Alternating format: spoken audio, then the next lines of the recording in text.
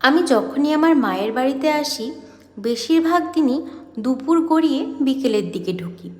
কারণ ওই সকালবেলার এত চড়া রোদে আমার মেয়েটাকে নিয়ে এবাড়ি ওবাড়ি করতে একদম ইচ্ছে করে না।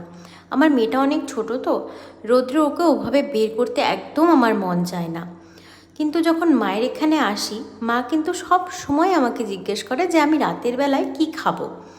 মায়ের কোনো দিনও ভুল হয় না আমাকে জিজ্ঞেস করতে যে আমি রাত্রিবেলা কি খাবো। কারণ মা জানে আমি ওই সকালবেলায় যেটা খাই, মানে দুপুরবেলায় যেটা খাই আর কি, ওই রাত্রিবেলায় আমার সেটাকে দিয়ে খেতে একদম ইচ্ছে করে না। হ্যাঁ, আমাকে যদি ডাল সেদ্ধ ভাত দাও সেটাতেও আমার কোনো আপত্তি নেই, কিন্তু ওই দুপুরবেলার খাবারটা আমার আর রাত্রিবেলাতে খেতে ইচ্ছে করে না। তাই বেশিরভাগ সময়ই এ বাড়িতে আসলে আমি মাকে বলি আমাকে একটু ডিমের কারি করে দিতে। আমার মায়ের হাতে ডিমের কারিটা যেন আমার অমৃতর মতো লাগে, বেশ ভালো লাগে।